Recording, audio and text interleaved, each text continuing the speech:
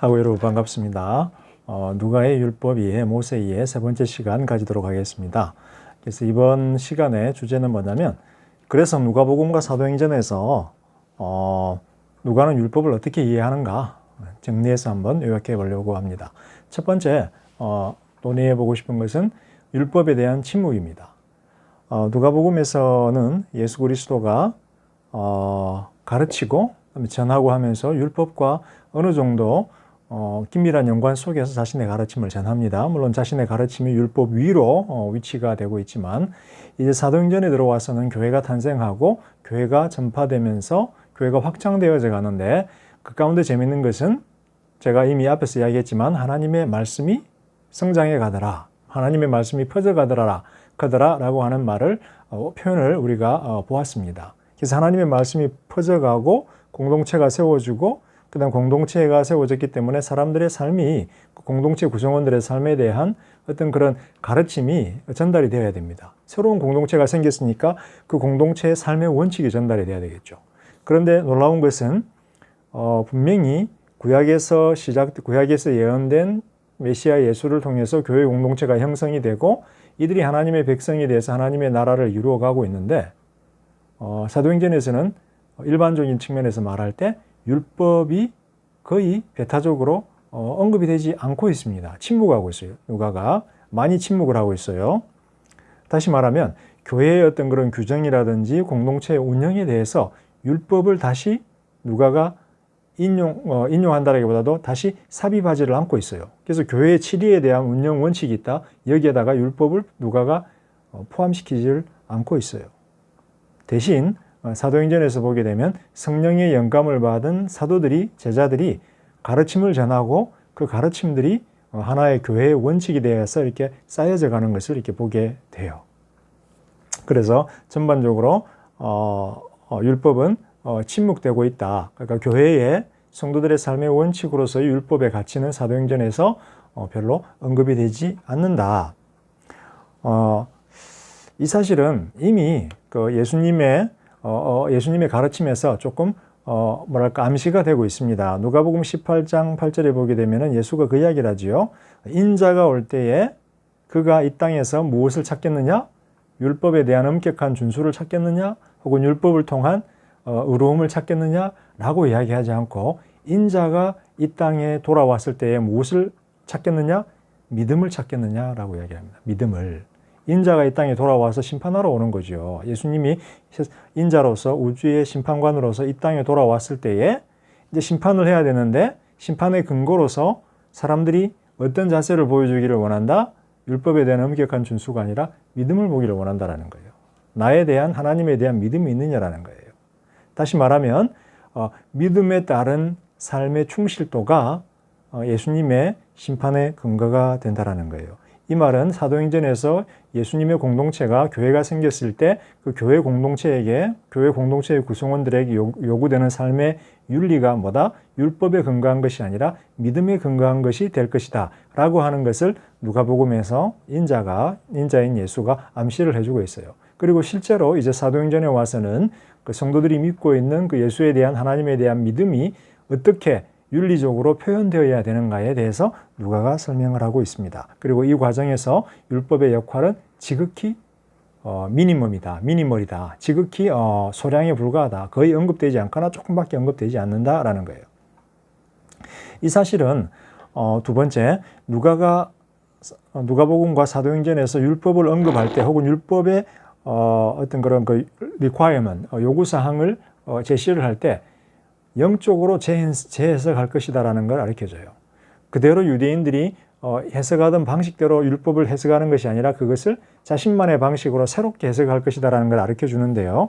누가는 첫 번째 헬레니스틱 유대교였어요. 헬레나이즈된 유대교였어요. 다시 말하면 누가는 유대 땅에서 태어난 유대인이 아니라 이방 땅에서 태어난 이방인이었어요. 그래서 이 사람은 처음에 God fearers니까 하나님을 경외하는 자들, 즉 유대교가 전파되는 곳에서 토요일날, 안식일날 유대인들과 함께 하나님에 대해서 배우고 경외했던 자예요. 그래서 유대 땅에서 유대교를 배운 것이 아니라 이방 땅에서 이방화된 유대교를 접했고, 그 다음에는 어떻게 돼요? 바울의 복음을 접한 거예요.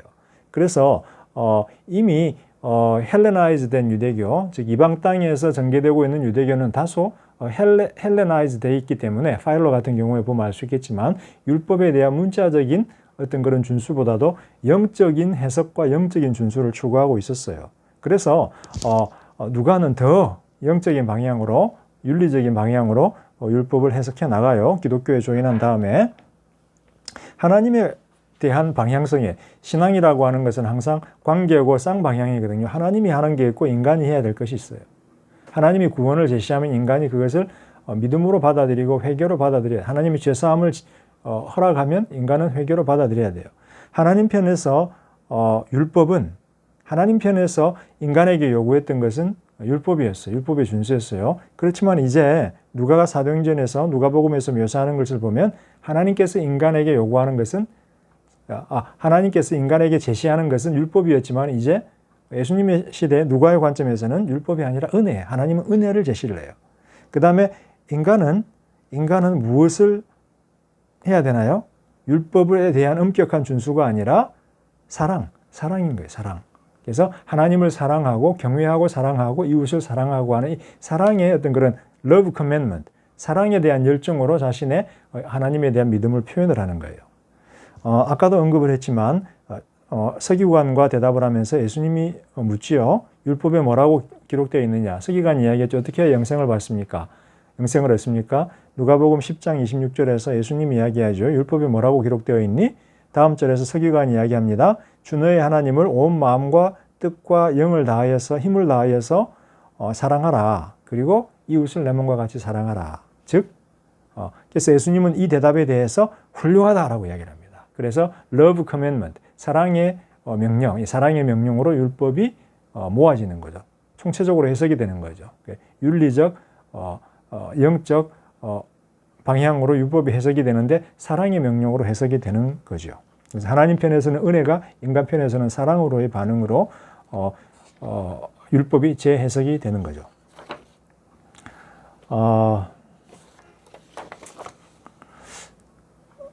누가가 예수님을 그릴 때 보면은 바리새인들과 예수님과의 큰 차이점이 하나가 있어요. 바리새인들은 율법의 여러 가지 엄격한 준수들을 기계적으로, 문자적으로 엄밀한 요구를 해요. 그러니까 율법이 있으면 그 안에 614개의 규정이 있고 그 외에 수많은 어떤 그런 전통들이 있으면 유대인들은 철저하게 엄격하게 문자 그대로 지키기를 원해요.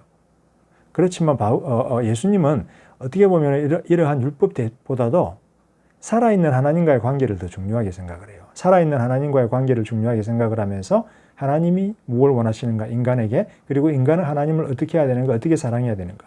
그래서 바리새인들은 이 율법을 어떻게 지킬 것인가, 이 율법을 어떻게 준수할 것인가, 이런 질문들을 던지는데 예수님은 그런 질문보다도 살아계신 하나님을 어떻게 섬길 것인가, 어떻게 사랑할 것인가, 살아계신 하나님 쪽으로 관심을 더 기울여요. 이 사실은 예수님을 믿는 교회에서는 율법에 대한 태도뿐만 아니라 율법에 대한 이해 자체가 바뀌어 버린다는 거예요. 유대인들의 관점에서는 율법 안에 담겨 있는 수많은 율법들이 동등했어요. 614개의 명령들은 다 동등한 가치를 지니고 있어요. 하나 실패하면 다 실패한 거예요. 그런데 누가의 관점에서는 율법은 피라미드예요. 피라미드. 수많은 수백 개, 수천 개의 명령들이 있는데 이 피라미드가 있는데 이런 여러 가지 명령들 위에 탑에 뭐가 있냐면은 러브가 있어요. 사랑이 있어요. 사랑. 하나님에 대한 완전한 사랑, 하나님에 대한 경외가 있는 거예요. 하나님을 경외하고 하나님을 사랑하고 그 다음에 이웃을 내 몸과 같이 사랑하고 아마도 이 러브 커맨먼트 옆에 10계명 정도가 있을 거예요. 사랑의 명령하고 10계명 정도가 탑에 있고 나머지는 다 그 밑이에요. 위에 사랑의 명령을 지키고 10계명을 지키면 10계명 안에 돌판이 두 개잖아요. 하나님 사랑하는 것과 이웃 사랑하는 거잖아요. 그래서 러브 커맨드 안에 10계명이 들어가는 거예요. 사실은. 그래서 이 사랑의 계명, 이중적인 사랑의 계명을 지키면 다른 모든 것은 다 어떻게 된다? 다 성취하는 것이 된다라는 거예요. 그래서 예수님은 이 사랑의 계명을 지키면 율법을 완수했다라고 이야기를 하는 거예요. 피라미드로 보기 때문에. 그러면 나머지는 어떻게 되는 거예요? 나머지. 이 피라미드에 있는 탑, 사랑의 계명 외에 나머지에 대해서는 누가는 어떻게 생각하는 거예요? 바울은 사도행전에서 누가가 바울을 묘사하면서 바울이 여전히 성전에 대해서 존경하고 있는 것을 묘사를 해줘요. 제자들도 오순절 이후에 여전히 성전에 가서 하나님을 만나고 예배를 드려요. 그러나 과거에 그들이 성전에 집착했던 것처럼 하나님을 만나고 희생제사를 드리는 유일한 신앙적인 어떤 센터, 신학적인 센터로서의 그 기능은 상실해버려요. 왜? 이제 크리스찬들에게 성전은 하나님께 제사 드리는 물리적인 성전이 아니라 하나님이 손으로 짓지 않아 영적인 성전에서 영으로 예배를 드리는, 감사로 예배를 드리는, 제사 드리는 그런 곳이 되어야 하기 때문이에요. 그래서 눈에 보이는 육체적인 성전에 대한 중요성이 다소 떨어져요. 할례는 어때요? 옵션이에요. 원하면 하고 하기 싫으면 안 해도 되는 거예요. 그 다음에 여러 가지 어떤 뭐랄까 그 바우니까 뭐라고 해야 되나요? 뭔가요? 바우 하는 거, 서약하는 거, 하나님 앞에서 서약하고 뭐 제사 지내고 하는 것들 어떻게 되나요? 존중해요. 그러나 그게 결정적이지는 않아요. 그 다음에 여러 가지 유대인들의 어떤 그 칼렌다, 유대인들의 달력 속에 있는 여러 가지 어떤 그 절기들 어떻게 되나요? 유월절, 초막절, 오순절, 절기들 존중해요. 그러나 절대적인 것으로 요구되지가 않아요. 다시 말하면 복음이 이방사회에 전해져 갈 때 교회에서 이런 성전 할례, 그 다음에 어떤 서약, 그 다음에 어떤 유대인 절기, 축제 이런 것들 존중은 되지만 요구되지가 않아요. 상대화돼 버리고 그러는 거예요. 반면에 누가가 강조하는 것은 뭐냐면 윤리적인 측면이에요. 그래서 사도행전 10장에서 고넬로의 경우를 이야기하면서 하나님께서 이 말을 하죠. 그죠? 이방인 고넬료, 베드로는 이방인 고넬료를 싫어했어요. 천보자기가 나와서 부정한 것들이 보이니까, 환상이 보이니까, 하나님이 잡아먹으라 하니까, 성령님이 잡아먹으라 하니까, 베드로가 저는 부정한 것 안 먹습니다 하니까 하나님이 부정한 것이 어딨냐, 내가 정하게 하면 다 정한 것이다. 그러면서 고넬료에게 가라라고 하죠. 고넬료 이방인인데 하니까 하나님께서 뭐라고 해요? 고넬료의 경건한 신앙, 경건한 어떤 그런 윤리적인 신앙과 하나님 경외하는 마음, 그걸 봤다라는 거예요. 그래서 고넬료의 어떤 윤리적인 덕목, 덕성 이런 것들이 강조가 되고 있다는 거예요. 고넬료는 하나님을 경외하는 사람이었고 하나님 앞에서 바른 것을 행하는 사람이었어요. 그래서 하나님에 대한 경외, 하나님 앞에서 바른 것을 행하는 것, 이런 어떤 그런 윤리적 어떤 측면에서의 덕목이 바른, 하나님 앞에 바른 자세로 제시가 되고 있는 거예요. 사도행전 10장 34, 35절. 다시 말하면, 누가가 이해하는 율법은 하나하나의 계명들의 완전한 어떤 그 문자적인 준수가 아니라 계명의 어떤 본질은 뭐다? 하나님 앞에서의 경건함인데 그것은 하나님을 두려워하고 하나님에 대한 두려움을 하나님이 원하시는 의로운 행위로서 하나님 앞에서 살아가는 어떤 그런 경건한 삶, 윤리적인 삶이 바로 율법의 본질이다라고 이렇게 이해를 하는 거예요. 이것은 유대인 저작가 파일로처럼 헬라화된 유대인들의 어떤 특징을 누가가 보여주고 있어요. 그런데 크리스찬들은 더 그렇게 파일로보다도 더 그렇게 영적으로 율법을 이해하는 경향이 생겼어요. 왜? 복음을 이방인들에게 전해야 되니까. 세 번째 포인트. 자, 누가는 예수님의 메시지가 가져온 예기치 않았던 충격들을 싫어하는 것이 아니라 도리어 즐겨요. 마태, 마가에 발견되지 않는 과격한 예수님의 어떤 가르침들이 발견이 돼요. 그것은 뭐냐면 누가복음 12장 33절과 14장 33절에 보면 구원을 받으려면 어떻게 해야 된다? 재산과 소유를 다 팔아서 나누어줘야 구원을 받을 수 있다. 부자는 천국에 들어가는 것은 낙타가 바늘기 들어가는 것보다 힘들다. 그러니까 재물을 다 포기하라는 거예요, 예수님이. 그 다음에 예수님이 나를 따라오려면은 누가복음 14장 26절 네 가족 다 떠나라는 거예요. 가정도 떠나고 다 떠나고 장사 지내는 죽은 아버지 장사 지낼 자들로 죽은 자들로 장사 지내게 나를 따라오라는 거예요. 과격한 메시지가 있는 거예요. 그 다음에 이 세상에서 주어지는 여러 가지 베네핏들, 즐거움들, 세상의 즐거움들 다 포기하라는 거예요. 자, 보통 우리들에게 이런 메시지는 약간 충격으로 다가오고 너무 뭐랄까 디맨딩한 것으로, 그러니까 너무 뭐랄까 지나친 요구로 다가와요. 그렇지만 누가는 그 자체가 이런 메시지를 좋아하는 사람이었어요. 자신이 모든 걸 버리고 쫓았기 때문에 그래 해야 된다라고 믿었어요. 그래서 누가는 이 예수님의 가르침을 자신이 생각하는 어떤 그런 하나님이 요구하는 율법적인 에틱, 윤리학의 기초로 삼아요. 그래서 사도행전에 보게 되면 사도행전 2장에서 오순절 사건이 일어난 다음에 제자들이 어떻게 하나요? 모든 물건을 다 팔아서 제자들 앞에 놓고 서로 공유하고 쉐어하는 이상적인 사회주의 공동체와 비슷한 유토피아 공동체를 형성하게 돼요. 우리 기독교는 공산주의, 사회주의를 막 싫어하고 막 그러는데 어떻게 보면 초대교회의 유토피아적 적인 이상은 사회주의에 가까웠어요. 아무도 자기 것을 자기 재산이라고 하지 않고 공유했어요. 기독교 공동. 물론 그거는 이제 교회 내에서만 이루어진 것이었죠. 교회 바깥이 아니라. 그런 면에서 사회주의랑은 좀 다르겠지만 기본 정신은 어떤 면에서 유사하다라고 볼 수도 있어요. 우리가 개혁주의 전통에 선 사람들이 종교개혁, 청교도 운동을 거쳐가면서 이제 조금 물질에 대한 좀 관심이 많아졌고 물질을 좀 어떻게 쓸 것인가 더 관심이 많아졌고 또 자본주의 하에서 우리가 물질에 대해서 집착하는 경향이 있어서 그렇지 초대교회의 이상적인 유토피아 어떤 그런 윤리는 자기 재물을 자기 것이다라고 하면서 잘 개발하는 것이 아니라 공유하는 것이었어요. 공유 공동체였어요. 예수님이 그렇게 이야기했거든요. 떠나라. 다 나누어져라. 가진 거 팔아서 나누어줘라 했기 때문에 누가는 이 예수님의 가르침을 굉장히 좋아했고 본인이 본 이상적인 교회의 모습에서 실현되었다라고 보았고 그것을 주장을 한 거예요. 그래서 이러한 누가 자신이 생각하는 예수님의 어떤 그런 윤리적인 에틱을 근거로 누가는 영적으로 율법을 해석하고 그 해석을 통해서 교회가 가져야 할 구조적인 어떤 그런 가르침의 특징의 표본으로 토대로 누가는 사용을 했던 것 같아요. 자, 이제 결론을 한번 내려볼게요. 결론을. 사도행전 15장은 굉장히 중요한 내용을 담고 있어요. 예루살렘에서 처음으로 발생한, 교회에서 발생한 공의회, 1차 공의회에 대한 기록을 담고 있어요. 그런데, 공의회를 담고 있는데, 할례에 대한 문제, 바울이 전했던 복음에 대한 이방인과 유대인들, 출신 크리스찬들의 어떤 논쟁이 담겨져 있는데 그 문제를 해결하기 위해서 바울과 바나바가 디모데와 함께 예루살렘을 방문했어요. 그랬더니 사도행전 15장 5절에 따르게 되면 바리새적 배경을 가진 바울처럼 크리스찬들이 유대인들에게 뭔가를 이방인들에게 요구를 해요. 바울의 복음을 전한 이방인들에게 무엇을 요구하나요? 모든 믿는 자들은 다 할례를 받아야 된다라고 이야기를 해요. 그랬더니 28절에서 누구죠? 야고보가 이야기하죠. 성령에게 그리고 우리에게 무엇이 좋아 보인다? 이방인들에게 더 이상 꼭 필요한 몇 가지 이외에 더 이상의 짐을 지우지 않는 것이 좋아 보인다. 왜?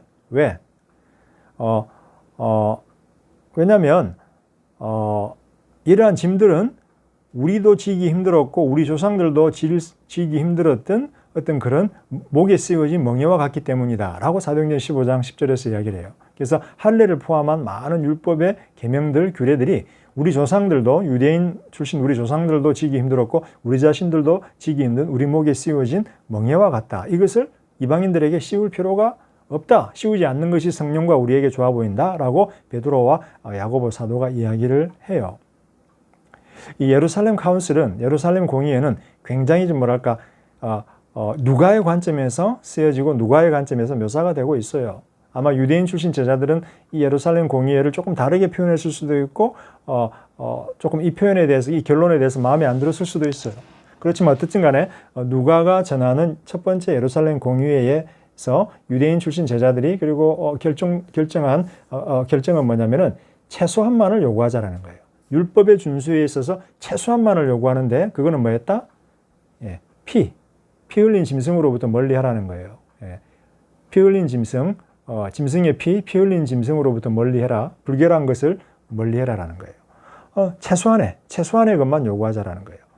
아마도 이방인들은 율법에 대해서 이방인 출신 크리스찬들은 율법에 대한 어떤 것도 아마 지키고 싶지 않았을 거예요. 율법 자체에 대해서 아마 무시하고 싶었을 거예요. 아마 nothing, 제로를 요구했을 거예요. 근데 유대인 출신 크리스찬들은 전부 모든 것을 요구했을 거예요. 그래서 빵과 제로와 nothing과 all 이 사이에서 초기 기독교는 무언가를 결정을 해야 됐어요. 만약에 nothing을 주장을 해버리면 이거는 기존의 구약 성경과 유대교의 뿌리와의 어떤 단절을 의미하는 것이 돼요. 기독교가. 근데 모든 것을 요구해버리면 더 이상 복음은 이방인들에게 전해질 수가 없어요. 왜냐하면 교회는 유대인들의 공동체로 유대인들의 섹트로 유대인 종파로 회귀하기 때문이에요. 그래서 무언가 교회가 유대교의 뿌리에서 나왔지만 구약 성서의 유대교의 뿌리에서 나왔지만 이방인 교회에다가 복음을 전하기 위해서는 이 중간에서 타협점을 찾아야 되는데 이 타협점이 바로 최소한의 것이었어요. 피를 흘린 우상숭배의 피를 흘린 짐승의 피로부터 떨어져라라는 거예요. 그리고 가난한 자들을 돌아보라라는 거예요. 기억하라라는 거예요. 최소한 것만 지키자라는 거예요. 그럼으로써 교회가 제시하는 윤리는 뭔가 유니버설하고 리저너블하고, 그러니까 뭔가 합리적이다라는 거예요. 자신들을 합리적인 모습으로 제시할 수가 있었어요. 최소한만 요구한다. 최소한만. 반면에 보편적이다라는 거예요. 보편적으로 부정한 것 하지 말고, 그 다음에 가난한 자를 돌보는 기본적인 윤리는 지키고, 보편적인 동시에 합리적이다라고 하는 모습으로 교회가 어떤 모습이 갔어요. 자신들의 윤리를 개발시켰어요. 누가는 그렇게 묘사를 해요. 사도행전에서. 우리 21세기 한국 교회가 합리적인 모습일까? 그리고 보편적인 모습일까? 저는 질문을 한번 해봐요. 우리 한국 기독교가 태극기 집회에 참석하고 극렬한 모습으로, 과도한 모습으로 정치판에 뛰어들어서 하는 것이 과연 합리적인 보통 사람의 눈에 합리적으로 보일까? 보편적인 사람의 눈에 보편적으로 보일까? 저는 한번 질문해 봐야 된다고 생각을 해요. 그래서 우리가 교회에서 만드는 어떤 가르치는 윤리적인 가르침, 성서적인 가르침, 우리의 설교의 내용이 영적인 측면, 우리가 생각하는 영적인 진리냐를 떠나서 보편적인 사람들의 어떤 보편적인 가르침 내지는 이성적인 가르침, 합리적인 가르침과 어떻게 그들의 눈에 합리적으로 보이고 보편적으로 보이는가? 우리는 한번 질문해 봐야 돼요. 목사님 설교 듣는데 이건 뭐 합리성도 떨어지고 보편성도 떨어지고 이 뭐 말이 안 된다. 그러면 이 전도가 되겠냐 말이에요. 전도가 안 되잖아요. 자, 누가는 최소한의 처음 예루살렘 공의회에서 사도들은 최소한의 요건만을 주장을 함으로써 유대인들도 동의할 수 있도록 이방인들도 동의할 수 있도록 합의점을 찾았어요. 그래서 이 최소한의 요건만 우리가 잘 갖추도록 하자라는 거예요. 자, 그 와중에 이제 누가의 윤리 속에는 네 가지가 우리가 제시가 됐죠. 일단 첫 번째는 할례는 거절됐다. 두 번째는 율법의 요구는 spiritualize, 영화되었다. 영적으로, 윤리적으로 해석이 되었다. 그리고 세 번째, 믿음이 굉장히 중요한 역할을 가지게 되었다. 더 이상 하나님의 백성됨의 기준은 율법이 아니라 예수를 향한 믿음이다. 따라서 네 번째, 예수의 이름이 핵심적인 어떤 구원을 얻는 통로로 기능하기 시작을 했다. 그래서 사도행전에 보게 되면 구원을 얻는 것은 예수의 이름으로 치료를 하고 예수의 이름을 믿음으로 구원을 얻는 방식으로 기독교가 발전해 간다. 이렇게 해서 누가는 기독교가 과거에 이스라엘로부터 시작한 종교이지만 과거의 율법의 어떤 엄격한 기준과는 좀 다른 합리적이고 보편적인 기준을 가진 종교다라고 누가는 기독교를 제시를 할 수 있었던 것 같습니다. 자, 여러분 오늘 강의 감사하고 우리가 또 이 선에서 이 정도에서 이제 마무리를 하고 이 강의를 마치도록 하겠습니다. 이제 다음 주에 14주차 강의 나가고 15주차는 이제 기말고사 텀이기 때문에 강의가 없습니다. 그래서 다음 주가 이제 마지막 저희들의 강의가 될 것 같고요. 그때는 이제 바울의 이방인 선교 그리고 교회에 대해서 논의를 하도록 하겠습니다. 여러분 잘 들어주셔서 감사하고 건강하게 잘 지내세요.